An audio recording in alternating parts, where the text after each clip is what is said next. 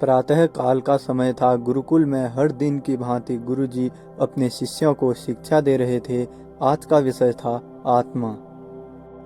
आत्मा के बारे में बताते हुए गुरुजी ने गीता का एक श्लोक बोला, जिसका अर्थ है, आत्मा को न शस्त्र छेद सकते हैं, न अग्नि जला सकती है, न जल उसे गला सकता है और न हवा उसे सुखा सकती है।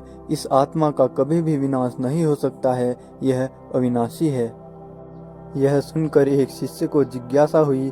वह बोला, किंतु गुरुवर, यह कैसे संभव है? यदि आत्मा का अस्तित्व है, वो अविनाशी है, तो भला वो इस नाशवान शरीर में कैसे वास करती है और वो हमें दिखाई क्यों नहीं देती? क्या सचमुच आत्मा होती है? गुरुजी मुस्कुराए और बोले, पुत्र, आज तुम रसोई घर से एक कटोरा दूध ले आना और उसे सुरक्षित अपने कमरे में रख देना और कल इसी समय वह कटोरा लेकर यहाँ उपस्थित हो जाना। अगले दिन शिष्य कटोरा लेकर उपस्थित हो गया। गुरुजी ने पूछा, क्या दूध आज भी पीने योग्य है?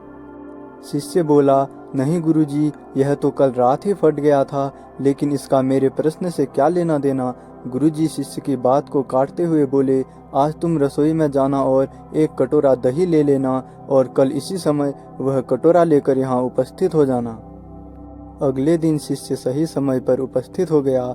गुरुजी ने पूछा, क्या दही आज भी उपयोग हेतु ठीक है? शिष्य बोला, हाँ जी गुरुजी, ये अभी भी ठीक है। अच्छा ठीक है, कल तुम फिर इसे लेकर यहाँ आ जाना, गुरुजी ने आदेश दिया।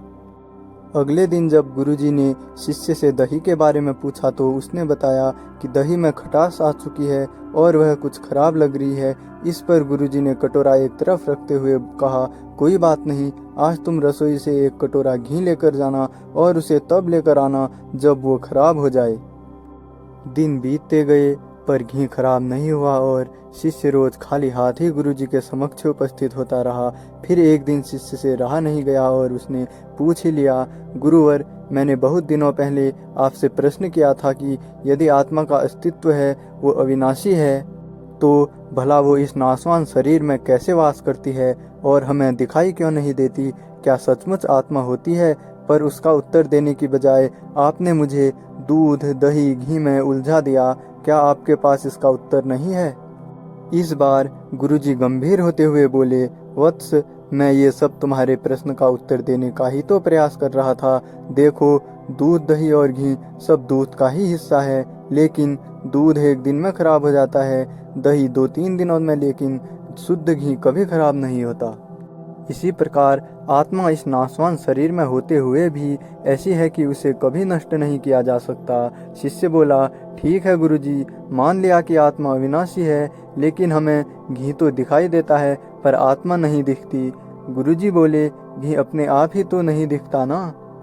पहले दूध में जामन डालकर दही में बदलना पड़ता है, फिर दही को मथ कर उसे मक्खन में बदला जाता है, फिर कहीं जाकर जब मक्खन को सही तापमान पर पिघलाया जाता है, तब जाकर घी बनता है।